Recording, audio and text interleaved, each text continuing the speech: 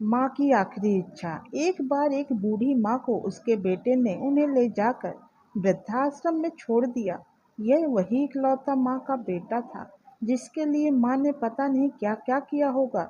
इस माँ ने अपने इस बेटे के लिए वह सब कुछ किया होगा जो एक माँ को करना चाहिए या कर सकती है, और आज भी अपने बेटे को किसी भी तरह की परेशानी ना हो, इसलिए वह उसकी बात मानकर वृद्धाश्रम में रहने के लिए मान गई। वृद्धाश्रम में रह रही माँ अपने बेटे को हमेशा याद करती थी, या यूँ कहिए हर पल हर दिन याद करती थी। मगर बेटा साल में सिर्फ एक बार अपनी माँ से मिलने आता था, या कभी-कभी वह फ़ोन में बात बस कर लिया करता था।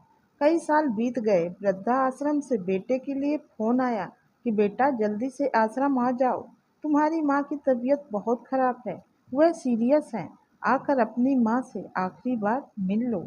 बेटा जब अपनी बीमार माँ के पास पहुंचा तो माँ आखिरी सांस गिन रही थी।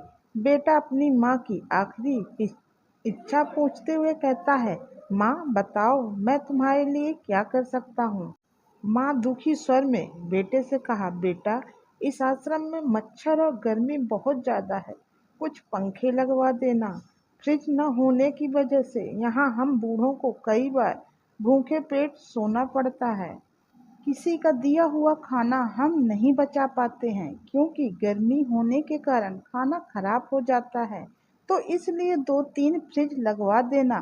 माँ की सारी बातें सुन लेने के बाद बेटा कहता है, माँ आपने इतने साल यहाँ पर निकाल दिया पर कभी भी आपने यह बातें मुझे नहीं कही, और आज जब आपके पास टाइम नहीं बचा तब आप सब यह कह रही हैं, क्यों?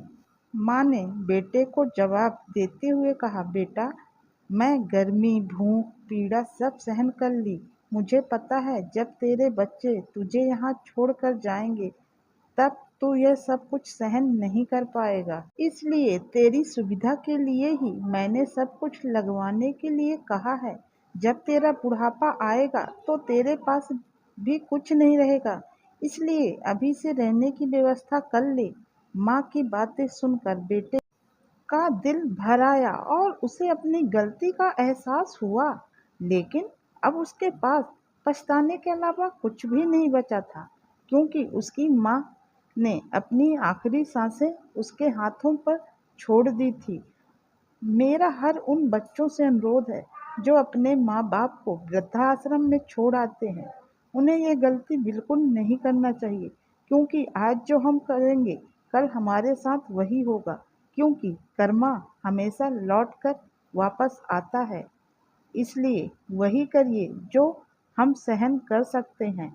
अगर आपको यह मेरी कहानी अच्छी लगी तो प्लीज़ कमेंट्स करके ज़रूर बताइएगा और अपने-अपने विचार भी शेयर कीजिए।